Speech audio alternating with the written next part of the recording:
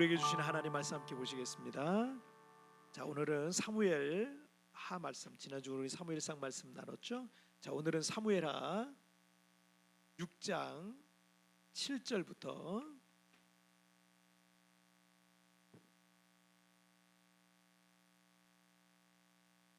구약성경 471페이지 사무엘하 6장 7절부터 15절까지의 말씀, 자, 한 절씩 교독할 때 7절 말씀 제가 먼저 봉독해 올리겠습니다. 여호와 하나님이 우사가 잘못함으로 말미암아 진노하사 그를 그곳에서 치시니 그가 거기 하나님의 궤 곁에서 죽으니라.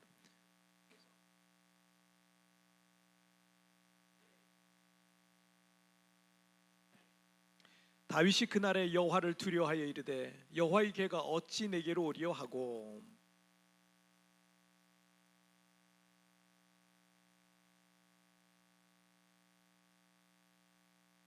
여호와의 궤가 가드 사람 오베데돔의 집에 석 달을 있었는데 여호와께서 오베데돔과 그의 온 집에 복을 주시니라.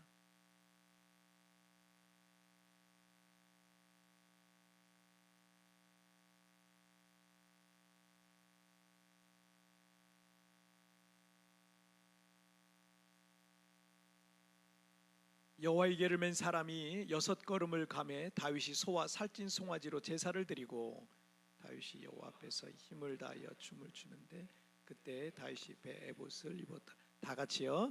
다윗과 온 이스라엘 족속이 즐거이 환호하며 나팔을 불고 여호와의 궤를 메어 오니라. 아멘. 자, 오늘 말씀 제목 함께 읽겠습니다. 시작. 하나님의 복을 누리는 삶. 다시 한번 시작. 하나님의 복을 누리는 삶. 10년 전만 해도 그 초등학교 교사가 되는 것은 많은 청년들에게 정말 굉장히 큰 어떤 안정적인 직업군이잖아요. 그래서 많은 청년들에게 어떤 선망의 직업, 그런 꿈과 같은 그런 직업군 중에 하나였습니다. 교육대학 수시 경쟁률이 평균 10대 1 정도 됐다 그랬으니까 굉장히 힘든 거예요.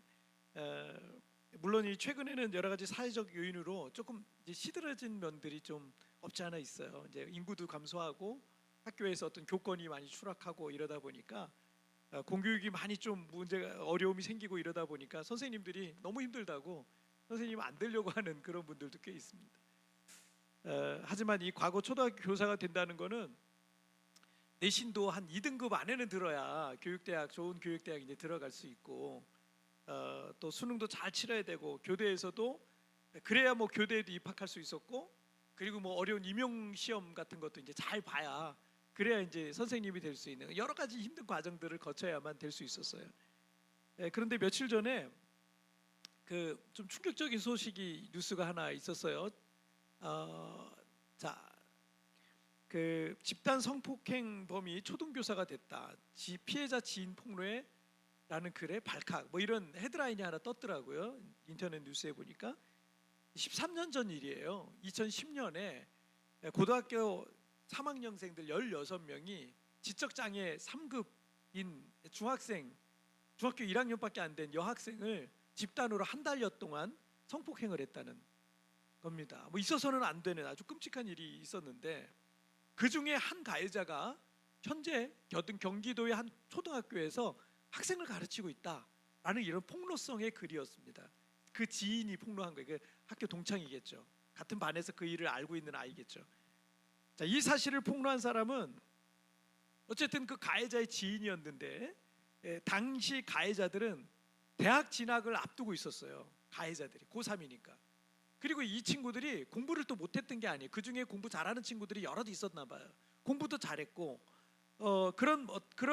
그렇다는 이유로 이 16명의 학생이 그런 나쁜 짓을 했는데 특별한 처벌을 안 받았다는 거예요. 아무 처벌을 안 받았대요. 이 법이 참 이상한 거예요. 법이 참 이상한 거예요. 그리고 그 가해자들 중에 어떤 사람은 지금 초등학교 교사가 됐다. 그래서 아이들의 담임으로서 지금 활동을 하고 있다. 그래서 여러분이 만약에 그런 어떤 전적이 있는 그런 전과가 있는 그런 선생님이 우리 아이를 가르치는 담임 선생님이다. 많이 불안하실 것 같아요. 그리고 어떤 사람은 그 소방관으로 근무를 하고 있다. 그런 어떤 공직에서 일하고 있는 거죠. 그래서는 안 된다라는 생각에 이렇게 폭로하게 됐다라는 게 이제 그 글의 요지입니다. 결국 이 경기도 교육청은 해당 교사를 면직 처리하게 됐다라는 뉴스를 봤어요. 그런데 여러분, 그 사람이 교사가 되기 위해서 얼마나 열심히 공부했겠어요? 얼마나 많이 노력해서 이 초등학교 교사까지 될 수 있었겠습니까? 그런데 여러분, 갈라디아서 6장 7절 하반절에 사람이 무엇으로 심든지 그대로 거두리라고 말씀하셨던 것처럼 그 사람은 열심히 공부하고 열심히 노력해서 초등학교 교사가 된 거예요. 공부 잘하면 될 수 있는 거니까 열심히 노력한 거예요. 그런데 심은 대로 거두는 것은 성경의 원리잖아요. 열심히 노력했으니까, 공부 열심히 하면은 교사가 될 수 있는 것이니까, 그런 원리니까 될 수 있었던 거죠. 하지만 그가 공부라는 씨만 뿌렸던 게 아니라 이 고등학교 3학년 때 해서는 안 될 일을 저지른 것도 그가 뿌린 씨앗이야. 그리고 그 열매를 13년 뒤에 쓴 열매를 거두게 된 거죠. 쓴 열매를.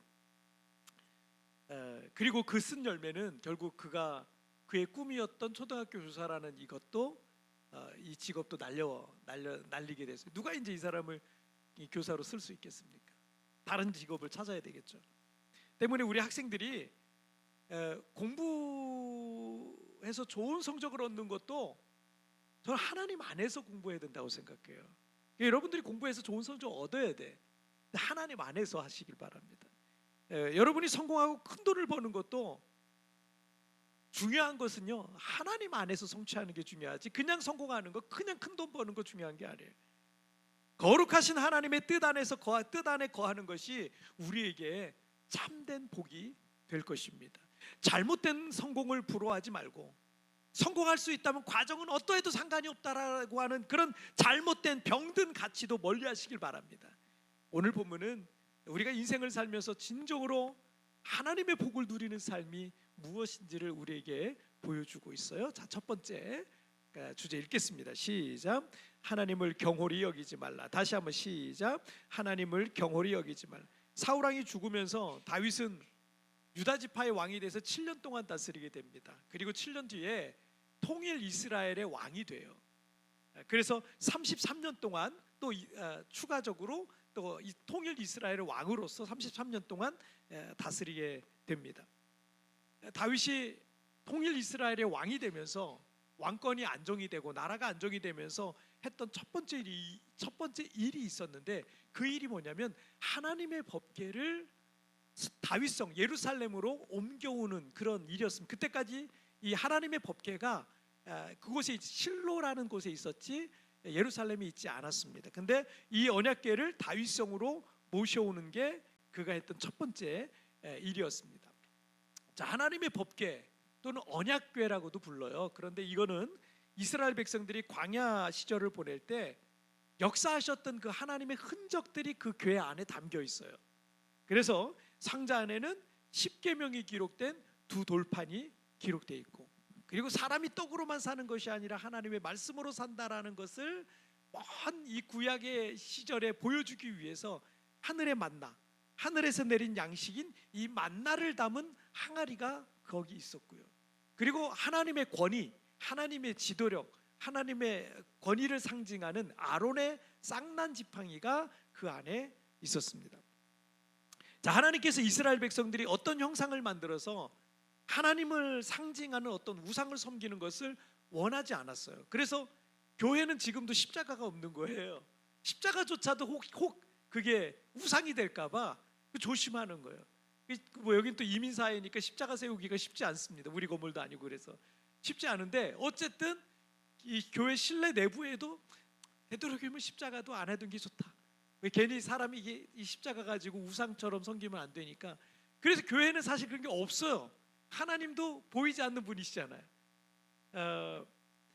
그래서 하지만 하나님께서 역사하셨던 그 증거들의 그 일부들을 법궤 안에, 언약궤 안에 넣어두시고 그걸 기억하라는 거예요. 그 하나님은 아니잖아요. 그 만나 항아리라든지 쌍 지팡이라든지 십계명 자체가 하나님은 아니잖아요. 그런데 하나님의 흔적이 여기 있다는 거예요. 하나님은, 그러니까 기억하라라고 말씀하시는 거죠. 그래서 하나님은 눈에 보이지 않지만 대신에 그 법궤를 귀히 여김으로 이스라엘 백성들은 하나님을 잘 섬겼던 거죠. 그리고 그 법궤는 하나님의 임재를 상징하는 그런 물건이기도 했습니다. 자, 40년간을 광야에서 이스라엘 백성들을 인도했고 요단강을 건널 때도 법궤가 맨 앞에 갔죠. 그리고 여리고 성을 돌 때도 법궤는 언제나 이스라엘 백성들 맨 앞에서 그들을 이끌었던 하나님의 임재를 상징했던 거룩한 성물이었어요. 자, 그런데 사사시대 말기에 사사였던 엘리 제사장의 두 아들이 전쟁에서 좀 불리해지니까 전쟁을 이겨보려고 법궤를 들고 나간 거예요. 이 법궤 가지고 가면은 다 이길 수 있어, 이런 신앙이라기보다는 미신적인 마음이 더 컸어요. 그래서 이걸 들고 나갔는데 거기서 블레셋 군대에게 지고 법궤는 뺏겨버립니다. 블레셋 사람들한테 뺏겼어요.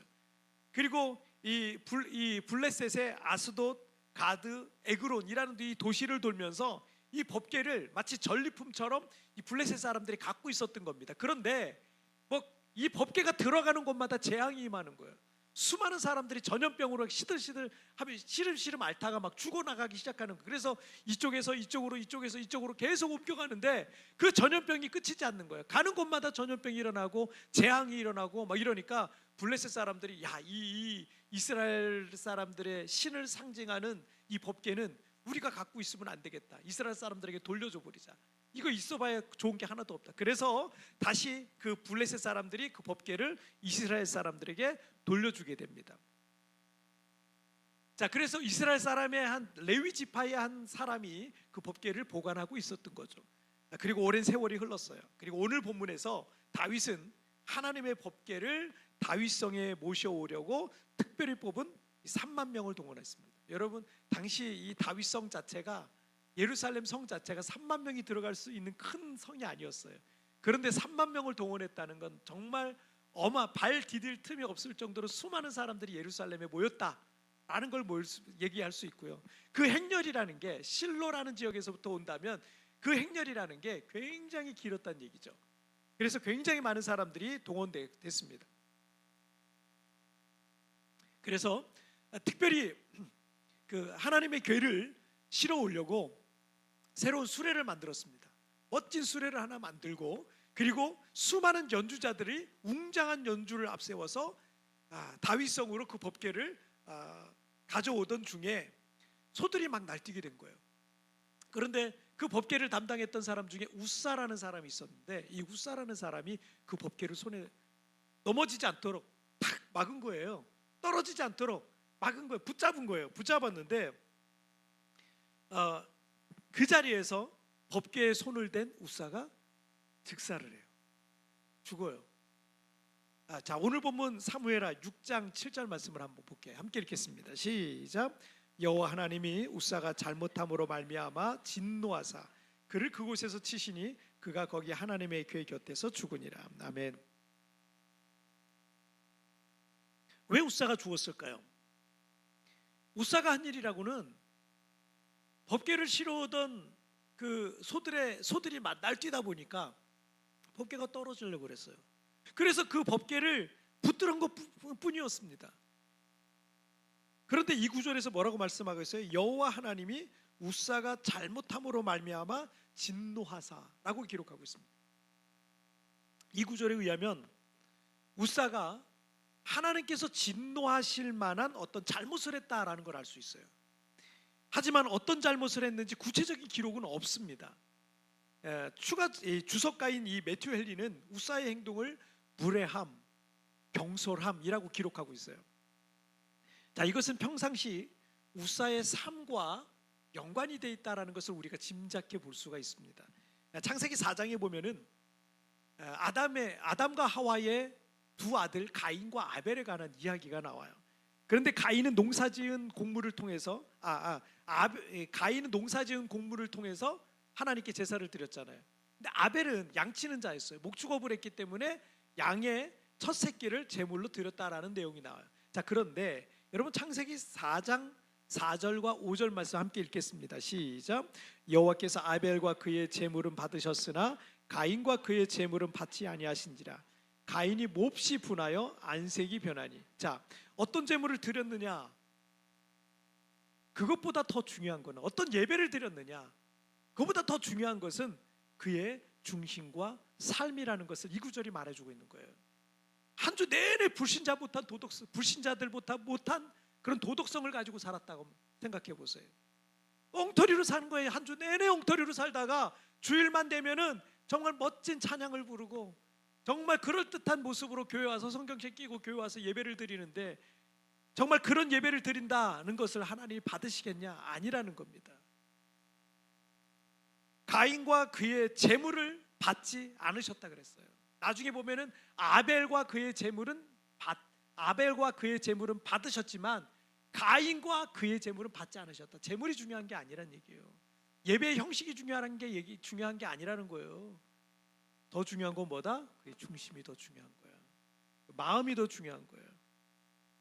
정말 그 마음에 하나님을 두려워할 줄 아는 거룩한 삶을, 거룩한 마음을 갖고 있느냐, 그게 중요하다라고 말씀하는 겁니다.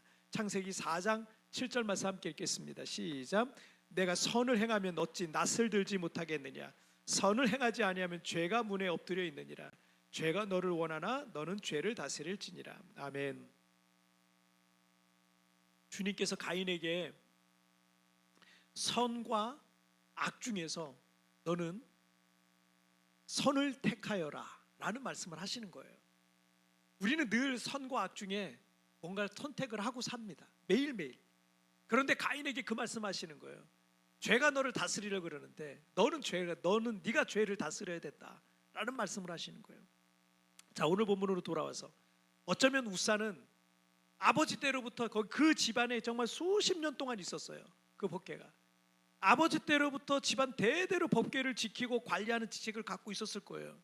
하지만 매일 그 법궤를 보고 먼지를 닦고 그것을 지키고 관리했던 우사는 어느 순간 하나님에 대한 경외감을 잃었는지도 몰라요.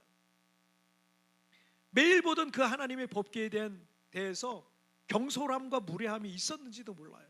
저 같은 목회자가 사실은 굉장히 조심해야 되는 부분이기도 해요.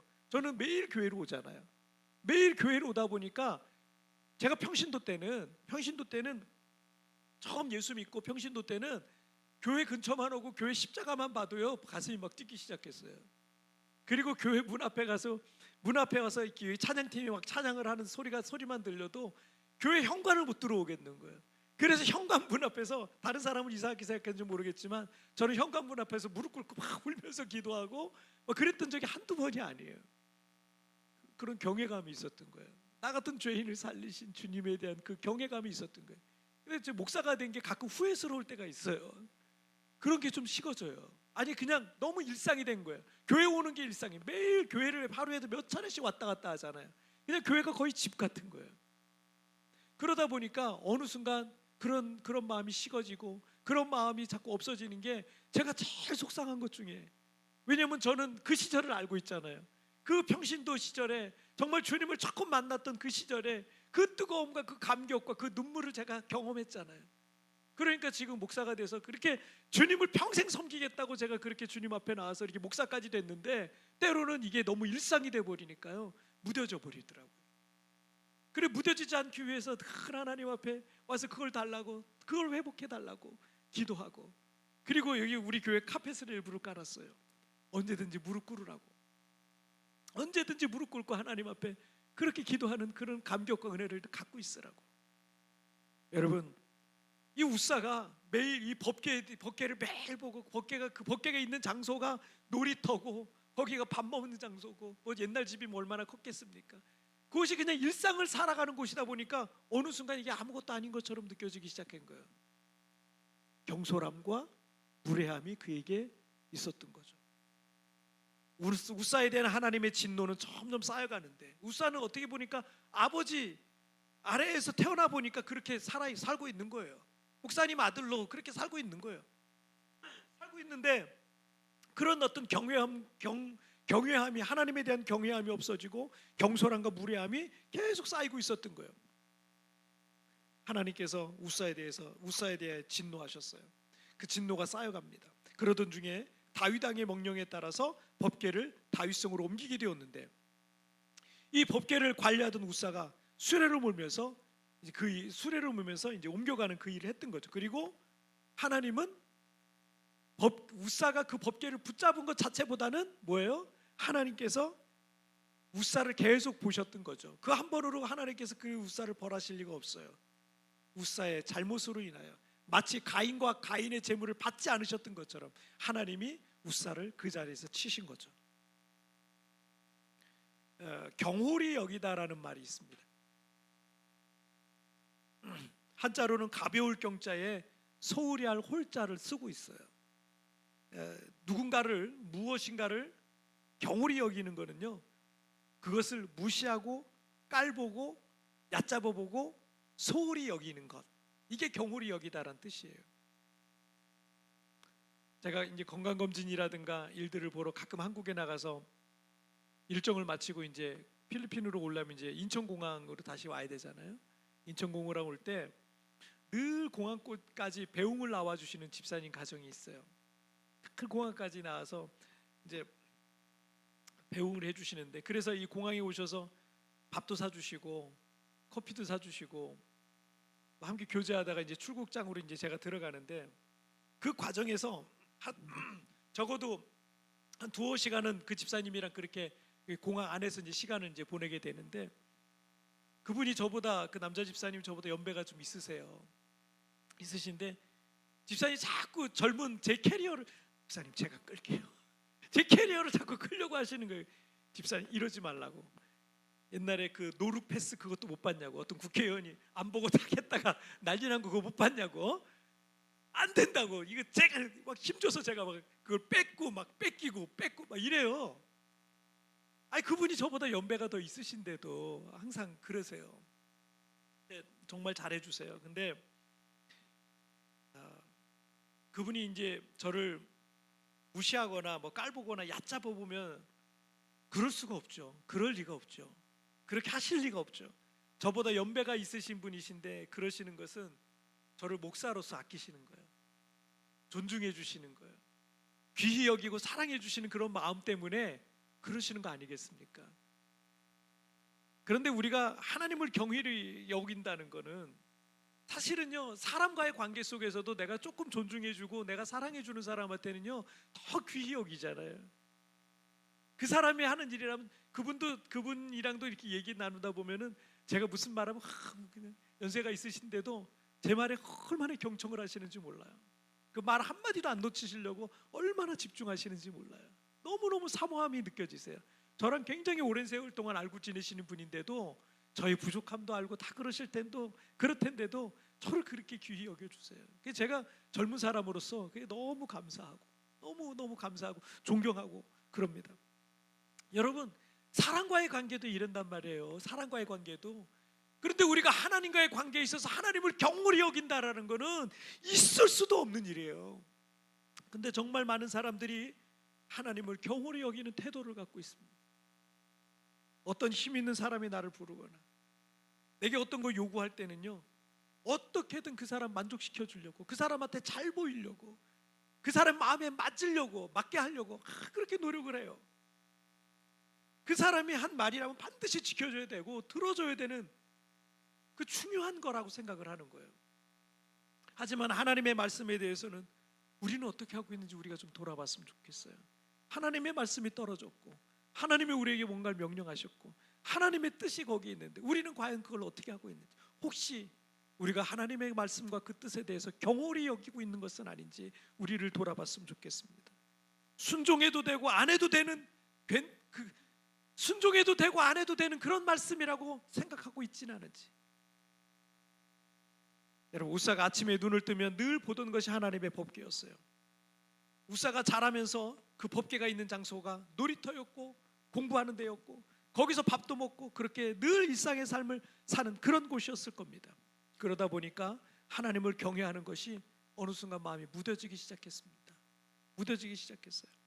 하나님의 법궤에 대해서도 경홀히 여겼을 수도 있어요. 그냥 상자라고 생각했을 수도 있어요. 하나님의 법궤에 대해서 경홀히 여기는 그런 마음들, 하나님에 대해서 경홀히 여기는 마음들, 하나님의 말씀에 대해서 경홀히 여기는 마음들. 여러분, 우리 기독교인들이 참 좀 문제가 있는 것들이 참 많아요. 심지어 무슬림들은요, 경전을 오른손으로 듣는 건 있을 수 없는 일이라고 생각해요. 경전을. 왜냐하면 이 오른손은 화장실도 가고 막 그럴 때 쓰는 손이라고 생각하기 때문에 경전을 오른손으로 들고 있을 수 없다고 생각해요.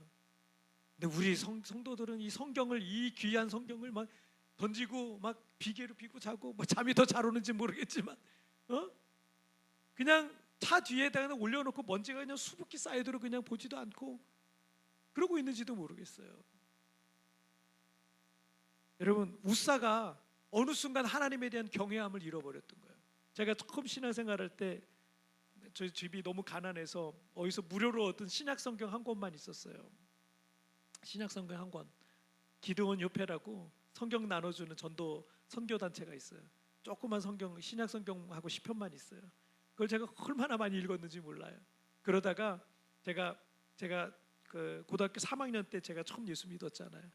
근데 너무 열심히 했다고 상으로 성경 전서를 선물 받았어요. 세로로 된 거. 옛날에는 세로로 돼서 빨간 표지로 된 거 있어요. 이게 요보다 좀 더 두꺼운데 그 성경을 받으니까 얼마나 그게 귀했는지 몰라요. 세로로 됐는데 그 읽고 또 읽고 줄치고 나중에 성경이 너덜너덜해진 거예요. 제 친구가 그러더라고. 야, 네 거랑 내 거랑 똑같이 받았는데 바꾸자 그러는 거예요. 그래서 왜? 네 거는 새 건데. 걔는 성경을 안 읽었거든요. 네 건 새 건데 왜 이거 내 거랑 바꾸니 네게 좋아 보인다고. 그래서 나는 좋지. 그래서 바꿔서 또 줄치고 막 그렇게 읽었던, 너무 귀하게 생각했던 그런 때가 있었습니다. 여러분, 우리가 너무 늘 가까이 하고 너무 늘 보고 있다 보니까 너무 귀하게 여기지 않는 거예요. 이 우사가 그랬던 것 같습니다. 태어나 보니까 아버지는 법궤를 관리하고 지키는 사람이었고, 우사는 그 아들로 태어나서 어쩌다 보니 자기도 그 일을 하는 사람이 되었어요. 여러분, 그러나 우사는 하나님을 두려워함도 법궤를 귀히 여기는 마음도 없이 그냥 그것이 어떤 하나의 직업처럼 그렇게 살아갔습니다. 결국 그는 법궤를 옮겨가는 과정에서 하나님의 치심을 받아 죽게 되었다라는 내용이 오늘 본문의 내용이죠. 하나님을 경외하는 삶을 살아야 됩니다. 세상에 대해서는 중요하게 생각하고, 세상 사람의 힘 있는 사람의 말에 대해서는 우리가 중요하게 생각하고 반드시 지켜야 되는 생각하고, 그 사람과 약속이 있으면 반드시 그 시간은 지켜야 된다고 생각하는데, 여러분, 우리는 그렇게 하지 않고 있는 거예요. 하나님의 말씀에 대해서, 예배 시간에 대해서, 하나님에 대해서는 가볍고 하찮은 것으로 여긴다는 것은요, 여러분, 진정한 복을 누릴 수가 없어요. 여러분, 하나님의 복을 누리기 원한다면 하나님을 경홀히 여기는 모든 잘못된 태도를 여러분 다 버리시길 주님의 이름으로 축복합니다. 자, 우리 두 번째 주제 읽겠습니다. 시작. 여호와의 언약궤를 모셔오라. 다시 한번 시작. 우사의 이 사건은 다윗 왕에게 큰 충격으로 다가왔습니다. 그래서 사무엘하 6장 9절과 10절 읽겠습니다. 시작. 다윗이 그날에 여호와를 두려워하여 이르되 여호와의 궤가 어찌 내게로 오리요 하고, 다윗이 여호와의 궤를 옮겨 다윗성 자기에게로 메어가기를 즐겨하지 아니하고 가드 사람 오베데돔의 집으로 메어간지라. 자, 다윗은 나 같은 사람이 어떻게 하나님의 법궤를 죄인인 나에게로 모셔올 수 있겠는가? 급격히 위축됩니다. 그리고 그 법궤를 그 근처에 살고 있었던 다른 레위인인, 법궤는 어쨌든 법궤와 성물을 관리하는 건 레위인들이 관리를 했었거든요. 그래서 다른 레위인은 오벳에돔의 집으로 메어다가 그 집에 보관하게 되었다라는 내용이 나옵니다. 자, 우리가 신앙생활하면서, 교회 생활하면서 왜 갈등이 없겠어요? 왜 어려움이 없겠습니까? 설교 내용에서 어려움을 겪고 있는 분들이 있어요. 목사님이 어떤 설교를 하면 그 설교 때문에 막 자꾸 뭔가 부딪히는 거예요. 목사님, 저 설교만 안 하면 좋겠는데 자꾸 가끔 그 쭉 안 하다가 어느 날 갑자기 또 하면 그것 때문에 또 마음이 부딪혀요. 힘들어요. 근데 여러분, 말씀이 내게 어떻게 불편함 까닭은요, 어쩌면 그 안에 하나님께서 내게 요구하신 어떤 순종의 문제가 있을 수도 있어요. 근데 자꾸 불편하게 생각되는 거는요, 이 사실은 또 감사한 일일 수도 있어요. 그래서 왜냐면 하나님이 내게 뭔가를 말씀하시고 있는데 내 안에서 순종할까 말까, 이것 때문에 갈등하고 있는 거거든요. 어떤 성도와의 갈등이 생길 수 있습니다. 교회 다니다 보면 있을 수 있죠. 없을 수는 없어요. 우리 교회가 다른 건 다 좋은데 목사님도 좋고 우리 교회도 좋고 다른 성도들도 좋고 우리 교회 예배도 좋고 다 좋은데 그 성도랑 부딪힐 때마다 너무 힘든 거예요. 그 성도와 마주치는 게 너무 힘들어서 교회 가는 것이 자꾸 꺼려지게 되는, 그럴 수 있거든요. 여러분, 우리가 신앙생활하다 그런 일이 생길 수 있어요. 응? 우리 예슬이가 우리 윤성이랑 친한데 이게 지금 온라인으로 방송이 되기 때문에 전 세계에 지금 사귀진 않잖아. 근데 친구인데 그런데 둘이 싸우면 어떻게 돼요? 불편하잖아요. 그럼 오늘 교회 가지 말아야 되겠다, 이런 생각해요? 그런 생각을 할 수도 이게 관계가 골이 깊어지면 그런 생각이 들기도 해요. 여러분, 그렇지만 그 역시도 우리가 믿음으로 넘어가야 되는 문제이기도 합니다. 하나님의 말씀에 형제 사랑하고 원수까지도 사랑하라 그러는데, 사랑이라는 거는 결국 내가 사랑하기 힘든 사람을 사랑하는 게 진짜 사랑 아니겠어요? 그러면 하나님이 내게 지금 그걸 훈련하시는 거예요. 사랑하라는 거예요. 그 사람 마주치기 힘들지만 네가 먼저 손 내밀어라. 네가 먼저 미안하다 그래라. 네가 먼저 용서해라. 이렇게 하나님께서 우리에게 요구하시는 거죠. 결국 우리가 그걸 넘어가야 돼요. 여러분, 또 내가 지금 이거 그냥 얼렁뚱땅 넘어가면 또 만나요, 그런 사람. 또 그 문제 때문에 또 힘들어져요. 얼렁뚱땅 하면 안 돼요. 넘어가야 돼요. 어떤 초신자분은 교회 다니는데 가정에 어려운 문제들이 생기잖아요. 그럼 이렇게 교회 안 다닐 땐 괜찮았는데 내가 교회 다니니까 이런 문제들이 생기네 라고 생각하면서 교회를 멀리하는 그런 경우도 있어요. 아마도 우리 오늘 본문의 이 다윗이 우사 사건으로 인해서 급격하게 위축되고 그 모든 실행을 중단한 것도 같은 선상에서 생각해도 크게 무리가 없어 보입니다. 자, 그런데 11절 말씀을 한번 보실게요. 시작. 여호와의 개가 가드 사람 오베데돔의 집에 석 달을 있었는데 여호와께서 오베데돔과 그의 온 집에 복을 주시니라. 자, 오베데돔이란 사람은 우사가 죽은 장소 그 근처에 살고 있었던 레위인이었어요. 그래서 어쩌다 보니까 법궤를 맡게 된 겁니다. 다른 레위인도 있었을 텐데 거기 근처에 있어서 어쩌다 보니까 법궤를 맡게 돼요. 여러분들 생각해 보세요. 법궤에 손대자마자 이 사람 쓰러져 죽었어요. 여러분, 이게 저희 집에도 이렇게 전기가 자꾸 오르는 그런 게 있어가지고 지금은 괜찮은데 예전에 전기 올랐던 생각이 나니까 그 쇠를 만지기가 겁날 때가 있어요. 근데 생각해 보세요. 전기 오르는 정도가 아니라 그냥 법궤를 만졌다 그냥 팍 죽었어요. 여러분, 그 법궤가 얼마나 무서운 물건이 되겠어요. 근데 그거를 오베데돔이라서 너희 집에 갖다 놔라 이렇게 된 거예요. 이렇게 참 두려운 부분이에요. 무서운 부분인데 이 오베데돔이라는 사람도 마음의 두려움이 컸을 겁니다. 그런데 다른 내용은 써 있지 않지만 놀라운 일이 벌어졌어요. 그 법궤를 보관한 지 3개월이 됐거든요. 3개월이 됐는데 여호와께서 오베데돔과 그 온 집에 복을 주시니라 라는 말씀이 기록되어 있습니다. 그러니까 법궤가 사람을 죽이고 해치는 무시무시한 존재가 아니다 라는 거예요.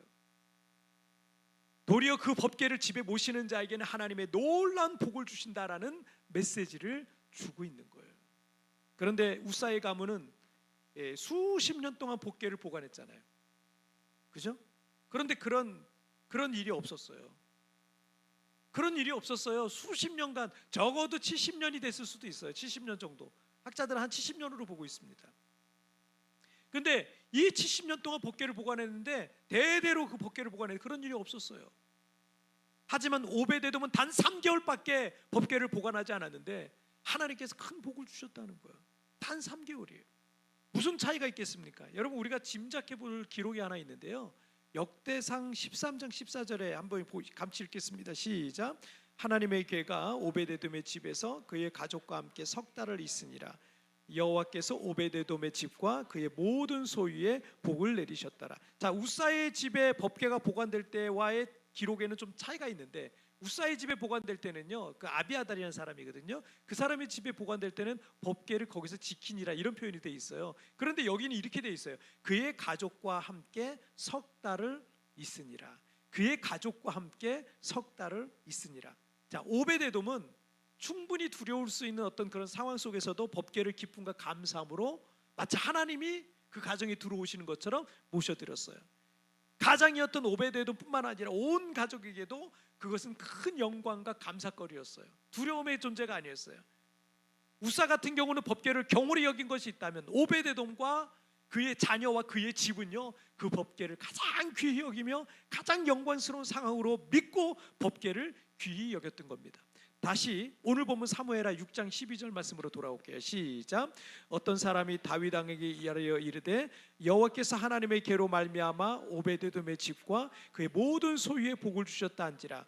다윗이 가서 하나님의 계를 기쁨으로 메고 오베드에돔의 집에서 다윗성으로 올라갔어요. 자, 다윗은 오베드에돔의 가정에 법궤가 3개월 있는 동안 여호와께서 그의 온 집에 복을 주셨다라는 이 소식을 듣고요, 법궤를 모셔오는 일은 하나님이 기뻐하시는 일이다. 이거는 정말 좋은 일이다라는 것을 다시 한번 확신하게 됐습니다. 그래서 다시 법궤를 다윗성으로 모셔오는 일을 추진합니다. 물론 그 전에 수레에 실는 것은 잘못된, 법궤를 올리는 잘못된 방법이었기 때문에 이제 레위인들이, 제사장들이 이제 손으로 들고 법궤를 옮기는, 이는 성경 율법대로 하는 그런 내용들도 있습니다. 자, 어쨌든 그렇게 법궤를 옮겨온 다음에 여러분 어떤 일이 벌어졌는지 아세요? 그 법궤를 옮겨온 다음에 이런 일이 있어요. 역대상 17장 8절 말씀 읽겠습니다. 시작. 내가 어디로 가든지 내가 너와 함께 있어 내 모든 대적을 내 앞에서 멸하였은즉 세상에서 존귀한 자들의 이름과 같이 내 이름을 내게 만들어 주리라. 아멘. 자, 하나님께서 다윗을 존귀하게 만들어 주시겠다는 약속의 말씀을 하셨어요. 자, 그리고 18장 6절과 7절 시작. 다윗이 어디로 가든지 여호와께서 이기게 하시니라. 자, 이걸 반복해서 말씀하고 있어요. 자, 이것이 하나님의 법궤를 모셔온 뒤에 다윗의 삶 속에서 경험되어진 역사였습니다. 여러분의 가정 안에 하나님의 법궤를 모셔오는 일을 주저하지 마세요. 믿음과 신앙이 여러분의 가정의 중심에 늘 계시도록 하십시오. 자녀들의 마음과 중심에 늘 계시도록 하시길 바랍니다. 여러분의 마음에 늘 주님의 법궤를 모시고 또 하나님께 그렇게 하시면 하나님께서 다윗에게 허락하셨던 은혜가 여러분의 삶 속에도 동일하게 경험되어질 줄 믿습니다. 지난 주간에 어떤 성도님의 고백을 들었는데, 자신은 불신자였는데 신실한 믿음의 아내와 결혼하게 돼서 오랫동안 결혼 생활을 했다는 거예요. 그런데 오랫동안 결혼 생활을 하면서 그분이 그러는 거예요. 아내를 보면 하나님께서 도와주신다는 게 느껴진다는 거예요. 나는 참 부족한 사람이고 나는 참 문제가 많은 사람인데 내 아내를 보면 참 하나님이 늘 도와주신다라는 게 느껴진다는 거예요. 그리고 우리 집도 그분 그 부부 사이의 그 자녀들도 하나님이 도와주시는 게 자꾸 느껴진다는 거예요. 하나님의 은혜가 머무는 거죠. 여러분, 그래서 이분도 자기도 열심히 신앙생활한다, 뭐 이런 고백을 이제 하신 거예요. 여러분, 그렇습니다. 여러분의 가정에 하나님의 법궤를 모셔오는 것은 복이에요. 하나님이 여러분의 가정의 중심에 계시는 것은 복이 될 겁니다. 여러분의 삶 속에도 다윗이 경험했던 어디를 가든지 이기게 하시는 놀라운 복이 있을 줄 주님의 이름으로 축복합니다. 자, 오늘 말씀 정리해 보도록 할게요. 자, 오늘 두 가지 말씀 나눴어요. 함께 읽겠습니다. 시작. 하나님을 경홀히 여기지 말라. 여호와의 언약궤를 모셔오라. 아멘. 여러분, 다른 것이 아닌 하나님의 언약궤를 여러분의 가정에 모시길 바랍니다. 여러분의 마음에 늘 모시길 바랍니다. 하나님의 말씀과 예배가 여러분 안에 늘 있도록, 이것이 하나님의 복을 누리는 삶이 될 줄 믿습니다. 함께 우리가 찬양 드리겠습니다.